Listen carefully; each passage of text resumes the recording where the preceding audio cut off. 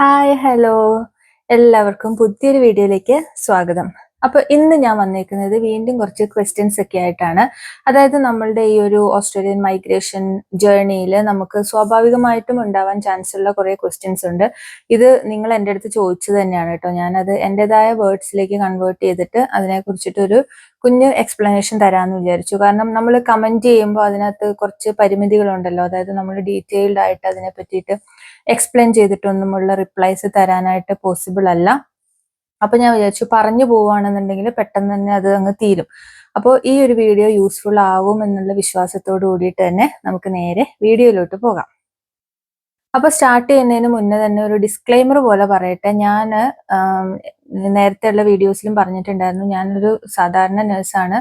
Recent migrate ചെയ്തതാണ് UK-ന്ന് ഓസ്ട്രേലിയയിലോട്ട്. അപ്പൊ എനിക്കറിയാവുന്ന കാര്യങ്ങളും ഞാൻ ചെയ്ത ഈ ഒരു പ്രോസസ്സിൽ ഞാൻ ചെയ്ത കാര്യങ്ങളും അല്ലെങ്കിൽ ഞാൻ ഫേസ് ചെയ്ത കാര്യങ്ങളും പ്രോബ്ലംസും അതിന്റെ സൊല്യൂഷൻസും കാര്യങ്ങളും ഒക്കെയാണ് ഞാൻ എൻ്റെ വീഡിയോയിലൂടെ ഷെയർ ചെയ്യുന്നത്.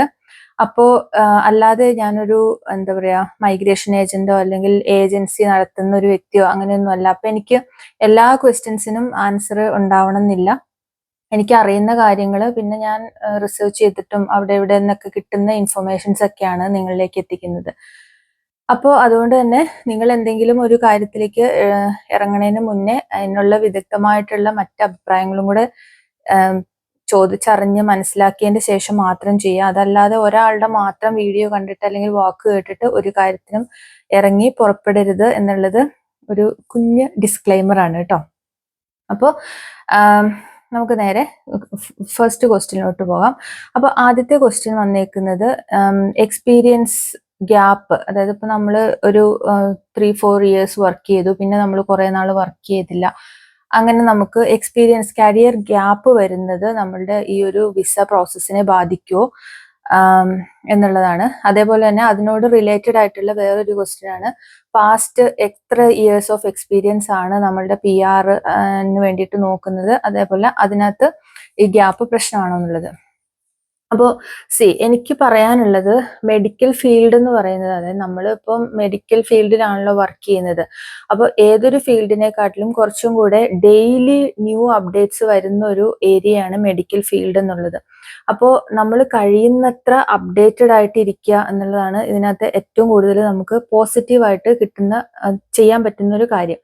അതായത് ഇപ്പൊ നമ്മൾ പഠിച്ചിറങ്ങി, നമ്മളിപ്പോ സപ്പോസ് നമ്മൾ 2010 പാസ് ഔട്ടായി, പിന്നെ ഒരു 2 ഇയേഴ്സ് നമ്മൾ വർക്ക് ചെയ്തു. അത് കഴിഞ്ഞിട്ട് പിന്നെ ഇപ്പൊ പൊതുവെ ലേഡീസിന്, ഗേൾസിന് പറ്റുന്ന ഒരു കാര്യമാണ്, പിന്നെ അത് കഴിയുമ്പോൾ മാരേജ് കഴിയും, പിന്നെ പിള്ളേരായി, അപ്പൊ നമ്മളുടെ കരിയറിൽ നിന്ന് ബ്രേക്ക് എടുക്കും. പിന്നെ ഒരു പിള്ളേർക്കൊക്കെ ഒരു 5-6 വയസ്സൊക്കെ ആയി കഴിയുമ്പോഴാണ് നമ്മൾ ജോലിനെ പറ്റിയിട്ട് ചിന്തിച്ചു തുടങ്ങുന്നത്. അപ്പോഴത്തേക്കും നമ്മളുടെ ആ ഒരു നഴ്സിംഗ് ഫീൽഡുമായിട്ടുള്ള ആ ഒരു ടച്ചേ വിട്ടുപോയിട്ടുണ്ടാവും. അപ്പോൾ നമ്മൾ വിചാരിക്കും നമ്മൾ പഠിച്ചതാണല്ലോ, നമുക്ക് ഈ കാര്യങ്ങളൊക്കെ അറിയാം, നമ്മൾ ഒന്ന് ജസ്റ്റ് ചെയ്തിട്ടുണ്ടെങ്കിൽ നമുക്ക് കിട്ടും. പക്ഷേ നമ്മളുടെ എംപ്ലോയർ നമ്മളുടെ ഒരു 100% ആണ് നമ്മളിൽ നിന്ന് പ്രതീക്ഷിക്കുന്നത്. അപ്പോൾ എനിക്ക് നഴ്സിംഗ് പഠിക്കുന്ന എല്ലാവരുടെ അടുത്തും പറയാനുള്ളത്, മാക്സിമം നമുക്ക് എന്തൊക്കെ പറഞ്ഞാലും ഇപ്പോഴത്തെ ഈ ഒരു തലമുറയിൽ ജോലി ഇല്ലാണ്ട് ജീവിക്കുക എന്ന് പറയുന്നത് ഭയങ്കര ബുദ്ധിമുട്ടുള്ള കാര്യമാണ്. അതിപ്പോ നാട്ടിലായാലും ശരി, വേറെ എവിടെയെങ്കിലും ആയാലും ശരി, ഒരു ആളുടെ ഒരു ഇൻകം വെച്ചിട്ട് ഏതൊരു രാജ്യത്താണെങ്കിലും ജീവിച്ചു പോവാന്നുള്ളത് ഭയങ്കര ബുദ്ധിമുട്ടുള്ള കാര്യമാണ്. അത് ഇന്നല്ലെങ്കിൽ നാളെ നമുക്കതൊരു ബുദ്ധിമുട്ടായിട്ട് വരും. അത് തന്നെയല്ല, നമ്മൾ ഇത്രയും കഷ്ടപ്പെട്ട് പഠിച്ചിട്ട് നമ്മുടെ 4 വർഷത്തെ ഉറക്കവും കളഞ്ഞ് നമ്മളുടെ അത്രയും സ്ട്രെസ്സും എഫേർട്ടും ഇട്ട് പിന്നെ നമ്മളുടെ അടുത്ത് ഒരാൾ ജോലിക്ക് പോകണ്ട, അല്ലെങ്കിൽ നിങ്ങൾ ഗ്യാപ്പ് എടുക്കുക, പിള്ളേരെ നോക്കുക എന്ന് പറഞ്ഞു കഴിഞ്ഞാൽ അത് എത്രത്തോളം അക്സെപ്റ്റ് ചെയ്യാൻ പറ്റും എന്നുള്ളത് എനിക്ക് അറിയില്ല. പക്ഷെ എല്ലാവരുടെയും സാഹചര്യം ഒരുപോലെ ആയിക്കൊള്ളുന്നില്ല. പക്ഷെ നിങ്ങൾ സ്റ്റിൽ വർക്ക് ചെയ്യാനായിട്ട്, ഇപ്പൊ എനിക്കറിയാവുന്ന എൻ്റെ കൂടെ പഠിച്ച പലരും ഇതേപോലെ കരിയർ ഗ്യാപ്പ് വന്ന് അവർക്ക് ഇപ്പൊ വർക്ക് ചെയ്യണമെന്ന് ആഗ്രഹമുണ്ട്. പക്ഷെ ഈ ഒരു വലിയ നീണ്ട ഗ്യാപ്പ് ഉള്ളത് കൊണ്ട് തന്നെ ജോലി കിട്ടാൻ ഭയങ്കര ബുദ്ധിമുട്ടാണ്. അപ്പം നിങ്ങൾ മാക്സിമം ആ ഒരു ഗ്യാപ്പ് എടുക്കാതിരിക്കാനായിട്ട് ശ്രമിക്കുക. അഥവാ എടുക്കുവാണെങ്കിൽ തന്നെ അതൊരു 1 ഇയർ അല്ലെങ്കിൽ 2 ഇയേഴ്സ് ആയിട്ട് ലിമിറ്റ് ചെയ്തിട്ട് ആ ഒരു 2 ഇയേഴ്സിന്റെ ഉള്ളിൽ തന്നെ എവിടെയെങ്കിലും ഒരു ജോലിക്ക് കയറാനായിട്ട് ശ്രമിക്കുക. അതിപ്പോൾ നാട്ടിലാണെങ്കിലും ചെറിയ ചെറിയ ഹോസ്പിറ്റൽസിലോ ക്ലിനിക്കിലൊക്കെ ആണെങ്കിൽ തന്നെ നമ്മുടെ ആ ഒരു ഗ്യാപ്പ് കവർ ചെയ്യാനായിട്ടുള്ള ഒരു എക്സ്പീരിയൻസ് സർട്ടിഫിക്കറ്റ് നമുക്ക് കിട്ടാവുന്ന രീതിയിൽ എവിടെയെങ്കിലും ജോലിക്ക് കയറാനായിട്ട് ശ്രമിക്കുക. പിന്നെ ഈ ഒരു കരിയർ ഗ്യാപ്പ് പ്രശ്നമാണോ എന്ന് ചോദിച്ചിട്ടുണ്ടെങ്കിൽ അത് ഒരു പ്രശ്നം തന്നെയാണ് എന്നാണ് എൻ്റെ ഒരു അനുഭവത്തിൽ നിന്ന് എനിക്ക് മനസ്സിലായിരിക്കുന്നത്. എൻ്റെ അനുഭവം എന്ന് ഞാൻ ഉദ്ദേശിച്ചത് ഞാൻ അറിഞ്ഞേക്കുന്ന എൻ്റെ ഫ്രണ്ട്സിന്റെ കൊളീഗ്സിന്റെ ഈവൻ യു കെയിലേക്ക് പോലും അപ്പൊ ഞാൻ യു കെയിലേക്ക് എത്തിയ ഒരു ഏജൻസി വഴി റിക്രൂട്ട്മെന്റ് നടക്കുന്നുണ്ടായിരുന്നില്ല. മോർ ദാൻ 1 ഇയർ ഗ്യാപ്പ് ഉള്ളവരെ അവര് ഇന്റർവ്യൂവിന് സെലക്ട് ചെയ്യുന്നുണ്ടായിരുന്നില്ല, ഷോർട്ട് ലിസ്റ്റ് ചെയ്യുന്നുണ്ടായിരുന്നില്ല. അപ്പോ അപ്പൊ അതൊരു വലിയ പ്രശ്നം തന്നെയായിരുന്നു. പിന്നെ ജോലി കിട്ടില്ലേ എന്ന് ചോദിച്ചു കഴിഞ്ഞാൽ കിട്ടായികയൊന്നുമില്ല, നമ്മളുടെ ലക്ക് പോലെ ഇരിക്കും. അപ്പോ ഇപ്പൊ നിങ്ങളുടെ ഒരു പേഴ്സണൽ സാഹചര്യം, അപ്പൊ നമുക്ക് ആരുടെയും പേഴ്സണൽ സാഹചര്യം മാറ്റാനോ അല്ലെങ്കിൽ അത് ഇങ്ങനെ നിങ്ങൾ വർക്ക് ചെയ്തുകൊണ്ടേ ഇരിക്കണം എന്ന് പറയാനോ ഒന്നും പറ്റില്ല. ഇതെന്റെ ഒരു സജഷൻ മാത്രമാണ് കേട്ടോ. അപ്പോൾ നമ്മൾ എന്താ ചെയ്യേണ്ടതെന്ന് വെച്ച് കഴിഞ്ഞാല് നമുക്കിപ്പോ ആ ഒരു കരിയർ ഗ്യാപ്പ് നമുക്ക് ഉണ്ടായി, ഒരു 3-4 ഇയേഴ്സ് നമുക്ക് ഗ്യാപ്പ് എടുക്കേണ്ടതായിട്ട് വന്നു.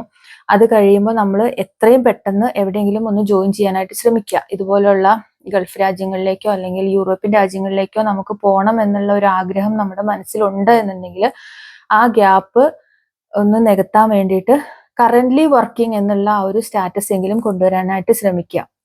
അപ്പോൾ അത് നമുക്ക് ആ ഒരു ജോബ് സീക്കിംഗ് സംഭവം തുടങ്ങുമ്പോൾ നമുക്ക് ഭയങ്കരമായിട്ട് ഹെൽപ്ഫുൾ ആയിരിക്കും. അപ്പോൾ ഗ്യാപ്പ് ഇല്ലാതിരിക്കാനായിട്ട് ഒന്നാമതായിട്ട് ശ്രമിക്കുക. അതായത് വൺസ് നമ്മൾ പഠിച്ചിറങ്ങിയിട്ടുണ്ടെങ്കിൽ നമ്മളുടെ ആ ഒരു പ്രൊഫഷനെ നമ്മൾ മുന്നോട്ട് കൊണ്ടുപോകാനായിട്ട് ശ്രമിക്കുക. മാക്സിമം ലീവുകൾ കാര്യങ്ങളൊക്കെ എടുത്ത് എങ്ങനെയെങ്കിലുമൊക്കെ പറ്റുമെന്നുണ്ടെങ്കിൽ ജോലി റിസൈൻ ചെയ്യാതെ തന്നെ നമ്മളുടെ ബാക്കി പേഴ്സണൽ ലൈഫ് മുന്നോട്ട് കൊണ്ടുപോകാനായിട്ട് ശ്രമിക്കുക. അതല്ല നമുക്ക് ഗ്യാപ്പ് എടുത്തേ പറ്റുള്ളൂ എന്നുണ്ടെങ്കിൽ അതൊരു 2 ഇയേഴ്സ് മാക്സിമം എന്നുള്ള രീതിയിലേക്ക് ലിമിറ്റ് ചെയ്യാനായിട്ട് നോക്കുക. പിന്നെ ഇപ്പൊ കറന്റ്ലി ഗ്യാപ്പ് ഉള്ളവരുടെ ഒരു ഡൗട്ടായിരിക്കും ഈ ഒരു ഗ്യാപ്പ് നമ്മളെ ബാധിക്കുമോ എന്നുള്ളത്. അപ്പോൾ അതിന് എനിക്ക് പറയാനുള്ളത്, ഇവിടെ എത്ര വർഷത്തെ എക്സ്പീരിയൻസ് ആണ് കണക്ക് കൂട്ടണമെന്നാണ് അവർ ചോദിച്ചിരിക്കുന്നത്. അപ്പം ഇവിടെ എനിക്ക് തോന്നുന്നു ഒരു 8 ഇയേഴ്സ് വരെ ഉള്ളത്, ലാസ്റ്റ് 8 ഇയേഴ്സിന്റെ എക്സ്പീരിയൻസ് ആണ് കൂട്ടുന്നത്. അപ്പൊ ആ ഒരു 8 ഇയേഴ്സിൽ മിനിമം നിങ്ങൾ ഒരു 2 ഇയേഴ്സ് ഒക്കെ വർക്ക് ചെയ്യുന്നുണ്ട് എന്നുണ്ടെങ്കിൽ, അതായത് കറന്റ്ലി വർക്കിംഗ് ആണ് എന്നുണ്ടെങ്കിൽ ജോലി കിട്ടാൻ വലിയ ബുദ്ധിമുട്ടുണ്ടാവില്ല.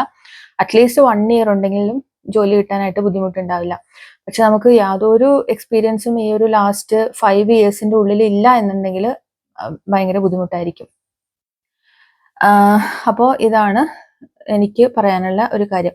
അപ്പൊ നമ്മൾ മെഡിക്കൽ ഫീൽഡ് എപ്പോഴും അപ്ഡേറ്റഡ് ആയിട്ട് ഇരിക്കും എന്ന് പറയുമ്പോൾ നമുക്ക് വർക്ക് ചെയ്യുന്നവർക്ക് അറിയാം, നമ്മളിപ്പോ കുറച്ച് നാള് കണ്ടിന്യൂസ് ആയിട്ട് നമ്മൾ ഒരു കാര്യം ചെയ്തിട്ടില്ല എന്നുണ്ടെങ്കിൽ നമ്മുടെ ആ ഒരു സ്കില്ല് നമുക്ക് നഷ്ടപ്പെടുകയാണ്. ഇപ്പം ഒരു എക്സാമ്പിൾ പറയുകയാണെന്നുണ്ടെങ്കിൽ ക്യാനുല ഇടുന്നത് അല്ലെങ്കിൽ ബ്ലഡ് എടുക്കുന്നതൊക്കെ നമുക്ക് അതൊരു ബുദ്ധിമുട്ടായിട്ട് മാറും. ഇപ്പോൾ കുറച്ച് നാള് കാരണം എനിക്ക് എൻ്റെ എക്സ്പീരിയൻസ് എന്ന് പറയാൻ പറ്റും, ഞാൻ കുറച്ച് നാള് ഈ ഒരു ക്യാനുല ഇടുന്ന പരിപാടിയൊന്നും ചെയ്യാണ്ട് ഇരുന്ന് കഴിഞ്ഞിട്ടുണ്ടെങ്കിൽ നമുക്ക് പിന്നെ വെയിൻ കണ്ടുപിടിക്കാനും നമ്മളുടെ കൈയൊക്കെ വിറച്ചു തുടങ്ങും.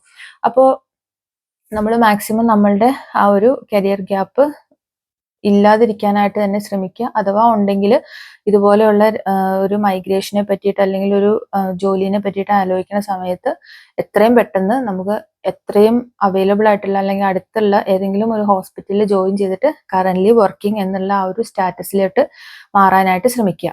പിന്നെ ഈ കരിയർ ഗ്യാപ്പ് ഉള്ളവർക്ക് ചെയ്യാൻ പറ്റുന്ന ഒരു കാര്യം എന്ന് പറയുന്നത്, നമ്മൾക്ക് ഒരു വിസ സ്റ്റാറ്റസ്, അതായത് വിസ ഇവിടെ ഉണ്ടെന്നുണ്ടെങ്കിൽ, അതായത് ഇപ്പോൾ ഒരു 189 അല്ലെങ്കിൽ 190 491 ഒക്കെ വിസ നമുക്ക് ഉണ്ട്, നമ്മളൊരു വിസ ഹോൾഡർ ആണ് എന്നുണ്ടെങ്കിൽ നമ്മളുടെ കരിയർ ഗ്യാപ്പ് ഒരു പ്രശ്നമാവില്ല. നമുക്ക് ഇവിടെ വന്നിട്ട് എവിടെയെങ്കിലും ഒക്കെ നമ്മുടെ പ്രീവിയസ് എക്സ്പീരിയൻസും സർട്ടിഫിക്കറ്റ്സും ഒക്കെ സബ്മിറ്റ് ചെയ്തിട്ട് ജോലി കിട്ടാനായിട്ട് ബുദ്ധിമുട്ടുണ്ടാവില്ല. ഈ ഒരു കരിയർ ഗ്യാപ്പ് പ്രശ്നം വരുന്നത് മെയിൻലി സ്പോൺസർഷിപ്പ് നോക്കിക്കൊണ്ടിരിക്കുന്നവർക്കായിരിക്കും. കാരണം സ്പോൺസർഷിപ്പ് കൊടുക്കുമ്പോൾ ആ ഒരു പെർട്ടിക്കുലർ ഇൻസ്റ്റിറ്റ്യൂഷൻ, അതായത് ഹോസ്പിറ്റല് നമ്മളിൽ നിന്നും 100% പ്രതീക്ഷിച്ചിട്ടാണ് നമ്മളെ അവർ സ്പോൺസർ ചെയ്യുന്നത്. അപ്പോൾ നമുക്ക് പകുതി കാര്യങ്ങൾ അറിയില്ല അല്ലെങ്കിൽ നമ്മളുടെ സ്കിൽസ് അത്രയും അപ്ഡേറ്റഡ് അല്ല എന്നുണ്ടെങ്കിൽ അത് അവർക്ക് തന്നെ അവസാനം ബുദ്ധിമുട്ടായിട്ട് വരും. അപ്പൊ അതുകൊണ്ട് സ്പോൺസർഷിപ്പ് വിസകൾക്കാണ് ഈ ഒരു കരിയർ ഗ്യാപ്പ് എന്ന് പറയുന്നത് മെയിൻലി പ്രോബ്ലം ആയിട്ട് വരുന്നതെന്നാണ് എൻ്റെ ഒരു എനിക്ക് തോന്നുന്നത്. അതല്ല ഇപ്പൊ നമ്മൾ ഒരു വിസ ഹോൾഡർ ആണ്, എക്സാമ്പിൾ പറയുകയാണെന്നുണ്ടെങ്കിൽ നമ്മൾക്ക് എല്ലാ കാര്യങ്ങളും ചെയ്യാം. കാരണം ഒരു മിനിമം 3 months എക്സ്പീരിയൻസ് ഉണ്ടെന്നുണ്ടെങ്കിൽ നമുക്ക് പോസിറ്റീവ് ആൻമാർക്ക് സ്കിൽ അസസ്മെന്റ് നമുക്ക് കിട്ടും. അപ്പോൾ ഇപ്പൊ നമ്മളൊരു പാർട്ട്ണർ വിസ, അതായത് ഡിപെൻഡന്റ് വിസയിലൊക്കെ വരുവാണ്, നമ്മളൊരു രജിസ്റ്റേർഡ് നഴ്സാണ്, നമ്മൾ അപ്ര രജിസ്ട്രേഷൻ പ്രോസസ് ഒക്കെ കംപ്ലീറ്റ് ചെയ്തിട്ടുണ്ട് എന്നുണ്ടെങ്കിൽ നിങ്ങൾക്ക് കരിയർ ഗ്യാപ്പ് ഉണ്ടെങ്കിലും ജോലിക്ക് കയറാനായിട്ട് ബുദ്ധിമുട്ടുണ്ടാവില്ല. കാരണം അവരുടെ എംപ്ലോയർക്ക് നമ്മൾക്ക് വേണ്ടിയിട്ട് എംപ്ലോയർ വേറെ ഒന്നും മുടക്കുന്നില്ല, അതായത് എക്സ്പെൻസ് ഒന്നും എടുക്കുന്നില്ല. അപ്പൊ നമ്മൾ ഇൻഡിപെൻഡന്റ് ആയിട്ട് വിസ എടുത്തിട്ടാണ് വരുന്നത്. അപ്പൊ നമുക്ക് ജോലി തരുന്നതുകൊണ്ട് അവർക്ക് പ്രത്യേകിച്ച് അതിനകത്ത് നഷ്ടമൊന്നുമില്ല. അപ്പോൾ അങ്ങനെ നമുക്കൊരു വിസ ഉണ്ട് എന്നുണ്ടെങ്കിൽ ഈ ഒരു കരിയർ ഗ്യാപ്പ് ബുദ്ധിമുട്ട് ആവില്ല എന്നാണ് എൻ്റെ ഒരു അഭിപ്രായം. അപ്പോൾ ഇതിനെ പറ്റിയിട്ട് കൂടുതൽ നിങ്ങൾക്ക് എന്തെങ്കിലും എക്സ്ട്രാ ആഡ് ചെയ്യാനുണ്ടെന്നുണ്ടെങ്കിൽ കമന്റ് ചെയ്യാം കേട്ടോ. പിന്നെ ഒരുപാട് ക്വസ്റ്റ്യൻസ് വീണ്ടും ആൻമാക് റിലേറ്റഡ് ആയിട്ട് വരുന്നുണ്ട്. അതിനകത്ത് മെയിൻ ആയിട്ട് വരുന്നത് എക്സ്പീരിയൻസിനെ പറ്റിയിട്ട് തന്നെയാണ്. അതായത് നമുക്ക് 3 years എക്സ്പീരിയൻസ് തന്നെ വേണം എന്നുണ്ടോ എന്നുള്ള രീതിയിൽ. അപ്പൊ എനിക്ക് തോന്നുന്നു ഞാൻ ആ വീഡിയോസിലൊക്കെ മെൻഷൻ ചെയ്തിട്ടുണ്ടെന്ന് തോന്നുന്നു. നമ്മളുടെ ഒരു 3 months എക്സ്പീരിയൻസ് ഉണ്ട് എന്നുണ്ടെങ്കിൽ പോലും നമുക്ക് പോസിറ്റീവ് സ്കിൽ അസസ്മെന്റ് കിട്ടും. അതായത് അവർ പറയുന്ന ക്രൈറ്റീരിയാസ് എല്ലാം നമ്മൾ ഫുൾഫിൽ ചെയ്തിട്ടുണ്ട് എന്നുണ്ടെങ്കിൽ ആ ഒരു experience certificate 3 months and above ഉള്ള എക്സ്പീരിയൻസ് സർട്ടിഫിക്കറ്റ് വെച്ചിട്ടുണ്ടെങ്കിൽ പോസിറ്റീവ് ഔട്ട്കം കിട്ടും. അതായത് അസസ്മെന്റ് പോസിറ്റീവായിട്ട് കിട്ടും. പക്ഷേ നമുക്ക് PR വിസയിലോട്ട് വരുമ്പോൾ അതിപ്പോ ഇൻഡിപെൻഡന്റ് വിസകളാണ് എന്നുണ്ടെങ്കിൽ പോയിന്റിന് വേണ്ടിയിട്ട് നമുക്ക് കൂടുതൽ ഇയേഴ്സ് ഓഫ് എക്സ്പീരിയൻസ് വേണം. അപ്പൊ ആ ഒരു വീഡിയോ കാണാത്തവരുണ്ട് എന്നുണ്ടെങ്കിൽ ഞാൻ പോയിന്റ്സിനെ പറ്റിയിട്ട് വളരെ ഡീറ്റെയിൽഡ് ആയിട്ടുള്ള ഒരു വീഡിയോ ചെയ്തിട്ടിട്ടുണ്ട്. അതൊന്ന് കണ്ടു നോക്കുക. ഞാൻ എൻ്റെ ഡിസ്ക്രിപ്ഷനിൽ കൊടുത്തേക്കാം. അപ്പോൾ ആ ഒരു പോയിന്റ് കിട്ടണം എന്നുണ്ടെങ്കിൽ നമ്മൾ ഇയേഴ്സ് ഓഫ് എക്സ്പീരിയൻസ് കൂടുതലായിട്ട് കൊടുക്കണം. അതായത് ഇപ്പൊ നിങ്ങൾക്ക് 8 years ഓഫ് എക്സ്പീരിയൻസ് ഉണ്ട് എന്നുണ്ടെങ്കിൽ ആ 8 yearsന്റെയും എക്സ്പീരിയൻസ് സർട്ടിഫിക്കറ്റ് കാണിക്കാനായിട്ട് ശ്രമിക്കുക. അതല്ല 186 ആണ് എന്നുണ്ടെങ്കിലും 3 months വെച്ചിട്ട് നമുക്ക് ആൻമാക് അസസ്മെന്റ് ചെയ്തിട്ട് പിന്നെ 186ന് അപ്ലൈ ചെയ്യുന്ന സമയത്ത് നമ്മളുടെ ബാക്കിയുള്ള എക്സ്പീരിയൻസ് പ്രൂവ് ചെയ്താൽ മതി. അതായത് ഇപ്പോൾ നമുക്ക് അറിയാം ഈ ഗൾഫ് കൺട്രീസിലൊക്കെ അല്ലെങ്കിൽ ഇന്ത്യയിലൊക്കെ വർക്ക് ചെയ്തവർക്ക് എക്സ്പീരിയൻസ് സർട്ടിഫിക്കറ്റ് ഇവർ പറയുന്ന ഫോർമാറ്റിൽ കിട്ടാൻ അല്ലെങ്കിൽ മെയിൽ ID പ്രോബ്ലംസ് ഒക്കെ ഒരുപാട് കമന്റ്സിൽ വരുന്നുണ്ട്. അപ്പം അങ്ങനെയുള്ളവർക്ക് ചെയ്യാൻ പറ്റുന്ന ഒരു കാര്യം എന്ന് പറഞ്ഞു കഴിഞ്ഞിട്ടുണ്ടെങ്കിൽ നിങ്ങളുടെ കറന്റ് എക്സ്പീരിയൻസ് ഇപ്പം UK-ലോ അയർലൻഡിലോ ഒക്കെ ആണെന്നുണ്ടെങ്കിൽ അവർക്കൊന്നും വർക്ക് ഇമെയിൽ ID കിട്ടാനായിട്ട് യാതൊരു ബുദ്ധിമുട്ടുമില്ല. നമുക്ക് എല്ലാവർക്കും പേഴ്സണൽ വർക്ക് ഇമെയിൽ ID തരുന്നുണ്ട്. അപ്പൊ ആ ഒരു വർക്ക് ഇമെയിൽ ID വെച്ചിട്ട് അതിലാണ് ഏറ്റവും കൂടുതൽ പ്രശ്നം വരുന്നത്. അപ്പോൾ അത് വെച്ചിട്ട് നമുക്ക് ആ ഒരു കറന്റ് എക്സ്പീരിയൻസ് അതിപ്പോൾ 3 months ആൻഡ് എബവ് ആണെന്നുണ്ടെങ്കിൽ പോസിറ്റീവ് സ്കിൽ അസസ്മെന്റ് കിട്ടും. അത് കഴിഞ്ഞിട്ട് 186ന് നമ്മൾ എക്സ്പീരിയൻസ് കാണിക്കുന്ന സമയത്ത് നമ്മളുടെ സാധാരണ രീതിയിലുള്ള എക്സ്പീരിയൻസ് സർട്ടിഫിക്കറ്റ് സബ്മിറ്റ് ചെയ്യാനായിട്ട് പറ്റും. പിന്നെ ഈ ഇടയായിട്ട് ഞാനിങ്ങനെ കാണുന്നുണ്ട് 186ന് അവര് സാലറി സർട്ടിഫിക്കറ്റ് അല്ലെങ്കിൽ ബാങ്ക് സ്റ്റേറ്റ്മെന്റ് ഇങ്ങനെയുള്ള ഡോക്യുമെന്റ്സ് ഒക്കെ ചോദിക്കുന്നുണ്ട് എന്നുള്ളത്. അപ്പൊ അത് ഒരുപക്ഷെ ഇങ്ങനെ എക്സ്പീരിയൻസ് കാണിക്കുന്നവർക്ക് വേണ്ടിയിട്ട് ഉള്ള ഒരു സംഭവമായിരിക്കും. അപ്പോൾ ഇത് ഇങ്ങനെ ഒരു കാര്യം കൂടെ നമുക്ക് ചെയ്യാനായിട്ട് പറ്റും. അപ്പൊ ആൻമാക്കിന് മിനിമം 3 months എക്സ്പീരിയൻസ് ആണ് വേണ്ടത്. PR-നാണ് 3 years. ഇൻഡിപെൻഡന്റ് PR എടുക്കുവാണ് എന്നുണ്ടെങ്കിലാണ് നിങ്ങൾക്ക് ഇയേഴ്സ് ഓഫ് എക്സ്പീരിയൻസ് കൂടുതൽ കാണിക്കുന്നത്. അത് കൂടുതൽ കാണിക്കുന്നത് നമ്മളുടെ പോയിന്റ് കൂടാൻ വേണ്ടിയിട്ടാണ്. അപ്പൊ ഈ ഒരു ഭാഗം ക്ലിയർ ആയി എന്ന് തോന്നുന്നു, വിശ്വസിക്കുന്നു. കാരണം ഒരുപാട് ക്വസ്റ്റ്യൻസ് ഈ ഒരു സംഭവം സംബന്ധിച്ചിട്ട് വരുന്നുണ്ട്. അപ്പോൾ അതുകൊണ്ടാണ് ഞാൻ ഇത് വീണ്ടും ഈ ആൻമാക് റിലേറ്റഡ് ക്വസ്റ്റ്യൻസ് ഞാൻ നേരത്തെ ഒരു വീഡിയോയിൽ ഓൾറെഡി ആൻസർ ചെയ്തതാണ്. പിന്നെയും ഇതുപോലത്തെ ക്വസ്റ്റ്യൻസ് വരുന്നതുകൊണ്ടാണ് കേട്ടോ ഇത് വീണ്ടും ഞാൻ പറഞ്ഞത്. രണ്ടാമത്തെ ഒരു ക്വസ്റ്റ്യൻ ആയിട്ട് ഞാൻ എടുത്തേക്കുന്നത് 482 വിസയ്ക്ക് ലാംഗ്വേജ് റിക്വയർമെന്റ് എന്താണെന്നുള്ളത്. അപ്പം നമ്മൾ അഫ്ര രജിസ്ട്രേഷൻ കിട്ടിക്കഴിഞ്ഞിട്ട് 482 വിസയ്ക്ക് അപ്ലൈ ചെയ്യുന്ന സമയത്ത് ലാംഗ്വേജ് റിക്വയർമെന്റിന്റെ ആവശ്യമില്ല. നമുക്ക് PR അപ്ലൈ ചെയ്യുന്ന സമയത്താണ് ലാംഗ്വേജ് ടെസ്റ്റ് പാസ്സായിട്ട് അല്ലെങ്കിൽ വാലിഡ് ആയിട്ടുള്ള ഒരു ഇംഗ്ലീഷ് ലാംഗ്വേജ് ടെസ്റ്റിന്റെ റിസൾട്ട് നമ്മുടെ കയ്യിൽ ഉണ്ടായിരിക്കേണ്ടത്. അതുപോലെ തന്നെ അടുത്ത ക്വസ്റ്റ്യൻ വരുന്നതാണ് ഡിപ്പെൻഡന്റിലെ ലാംഗ്വേജ് സ്കോർ. അതിപ്പം മെയിൻലി PTE ആണ് ഡിപ്പെൻഡൻസി എഴുതുന്നത്. അപ്പൊ PTEക്ക് ഡിപ്പെൻഡൻസിന് വേണ്ടത് ഓവറോൾ 30 എന്നുള്ള സ്കോറാണ് 186ന്. ലാംഗ്വേജ് റിക്വയർമെന്റ് ഫോർ 189 ആൻഡ് 190 അത് വ്യത്യാസമുണ്ട്. അതായത് ഡിപ്പെൻഡൻസിന് കൂടുതൽ സ്കോർ ചെയ്യാൻ പറ്റുമെന്നുണ്ടെങ്കിൽ അവർക്കും അവരുടെ ഫങ്ഷണൽ ഇംഗ്ലീഷിന് സ്കോർ കൂടുതൽ കൊടുക്കുന്നുണ്ട്, അതായത് പോയിന്റ്സ് കൂടുതൽ കൊടുക്കുന്നുണ്ട്. അപ്പോൾ അതും ഡിഫറെന്റ് ആയിട്ടുണ്ടാവും. അപ്പോൾ അതും കൂടെ ആ വീഡിയോ ഒന്ന് കണ്ടു നോക്കി കഴിയുമ്പോൾ നിങ്ങൾക്ക് ആ ഒരു പോയിന്റിന്റെ കാര്യങ്ങൾ മനസ്സിലാവും കേട്ടോ. അതല്ലാതെ 482ന് സ്പെസിഫിക്കലി ലാംഗ്വേജ് റിക്വയർമെന്റിന്റെ ആവശ്യം ഇല്ല. പിന്നെ വന്നേക്കുന്ന ഒരു ക്വസ്റ്റ്യൻ ആണ്, ഇവിടെ BSc നഴ്സിംഗ് പഠിച്ചിട്ടുണ്ടെങ്കിൽ അത് PR-നുള്ള എലിജിബിലിറ്റി ആവോ എന്നുള്ളത്. അപ്പോൾ ഇവിടെ BSc നഴ്സിംഗ് പഠിക്കുക എന്ന് പറയുന്നത് നിങ്ങൾ സ്റ്റുഡന്റ് വിസയിൽ വന്നിട്ടായിരിക്കും പഠിക്കുന്നുണ്ടാവുക. പക്ഷെ അത് PR-നുള്ള ഒരു എലിജിബിലിറ്റി ആവില്ല. ബാക്കി അതായത് ആൻമാർക്ക് ചെയ്ത് മറ്റ് ക്രൈറ്റീരിയകളെല്ലാം ഫുൾഫിൽ ചെയ്താൽ മാത്രമാണ് BSc നഴ്സിംഗ് കഴിഞ്ഞ ഒരാൾക്ക് ഇവിടെ PR കിട്ടത്തുള്ളൂ എന്നാണ് എൻ്റെ ഒരു അണ്ടർസ്റ്റാൻഡിങ്. അപ്പോൾ ഞാൻ കുറച്ച് അവിടെ ഇവിടെയൊക്കെ നോക്കിയപ്പോഴും എനിക്ക് അങ്ങനെ തന്നെയാണ് മനസ്സിലായത്. അതായത് ഇവരുടെ PR ക്രൈറ്റീരിയ എന്നുള്ളത് എല്ലാവർക്കും ഒരേപോലെയാണ്. അപ്പോൾ ഇവിടെ പഠിച്ചിട്ടുണ്ടെങ്കിലും പഠിച്ച് നിങ്ങൾ ജോലിക്ക് കയറി കഴിഞ്ഞതിന് ശേഷം നമ്മൾക്ക് ആ ഒരു PR എലിജിബിലിറ്റി ആവണമെങ്കിൽ ഈ ഒരു പറഞ്ഞ നേരത്തെ ഞാൻ ഉള്ള വീഡിയോസിലൊക്കെ എക്സ്പ്ലെയിൻ ചെയ്തിട്ടുണ്ടായിരുന്നു, ഓരോ വിസകൾക്കും അതിൻ്റെതായ ക്രൈറ്റീരിയകളുണ്ട്. അപ്പൊ ആ ഒരു ക്രൈറ്റീരിയകളെല്ലാം ഫുൾഫിൽ ചെയ്തെങ്കിൽ മാത്രമാണ് PR-ന് നമ്മൾ എലിജിബിൾ ആവത്തുള്ളൂ. അതല്ലാതെ ഇവിടെ പഠിച്ചു എന്നുള്ളത് PR-നോട് ഉള്ളൊരു എലിജിബിലിറ്റി അല്ല. കുഞ്ഞു വീഡിയോ ആണ് ചെയ്തത്. ഒരു 5 ക്വസ്റ്റ്യൻസ് ആണ് ഞാൻ എടുത്തിട്ടുണ്ടായിരുന്നത്. വീഡിയോ ഒരുപാട് നീണ്ടു പോകണ്ട എന്ന് വിചാരിച്ചിട്ടാണ് കേട്ടോ. അപ്പോൾ നിങ്ങൾക്ക് ഞാൻ ഈ പറഞ്ഞതിൽ എന്തെങ്കിലും തെറ്റായിട്ടുണ്ട് എന്നുണ്ടെങ്കിൽ നിങ്ങൾ കമന്റ് ചെയ്യുക. അതുപോലെ തന്നെ ഇനിയും ഇതിനെ പറ്റിയിട്ട് എന്തെങ്കിലും ക്വസ്റ്റ്യൻസോ കാര്യങ്ങളോ ഡൗട്ടുകളോ ഒക്കെ ഉണ്ടെന്നുണ്ടെങ്കിൽ അതും കമന്റ് ആയിട്ട് ചെയ്യുവാണെന്നുണ്ടെങ്കിൽ ഞാൻ ഇതുപോലെ വീഡിയോ ചെയ്തിടാം. അതല്ല എന്നുണ്ടെങ്കിൽ കമന്റ് ആയിട്ട് തന്നെ റിപ്ലൈ തരുമ്പോഴും മറ്റുള്ളവർക്ക് ഈ സെയിം ഡൗട്ടുള്ള മറ്റുള്ളവർക്കും അത് ഉപകാരമാവും. അതുപോലെ തന്നെ നിങ്ങൾക്ക് അറിയാവുന്ന കാര്യങ്ങൾ ഞാൻ ഇതിൽ ഇൻക്ലൂഡ് ചെയ്യാത്ത എന്തെങ്കിലും പുതിയ ഇൻഫർമേഷൻസോ കാര്യങ്ങളോ ഉണ്ട് എന്നുണ്ടെങ്കിൽ അതും കൂടെ ഒന്ന് കമന്റ് ആയിട്ട് ഷെയർ ചെയ്യുക. അപ്പോൾ ഈ വീഡിയോ ഇഷ്ടപ്പെട്ടു എന്നുണ്ടെങ്കിൽ നിങ്ങൾ ലൈക്ക് ചെയ്യുക പോകുന്നതിന് മുമ്പ്. പിന്നെ സബ്സ്ക്രൈബ് ചെയ്യാതെ കാണുന്നവർ ആരെങ്കിലും ഉണ്ടെങ്കിൽ ഒന്ന് സബ്സ്ക്രൈബും കൂടെ ചെയ്ത് എന്നെ സപ്പോർട്ട് ചെയ്യണം കേട്ടോ. അപ്പോൾ മറ്റൊരു വീഡിയോ ആയിട്ട് കാണുന്നത് വരേക്കും എല്ലാവർക്കും bye. Thank you so much for watching.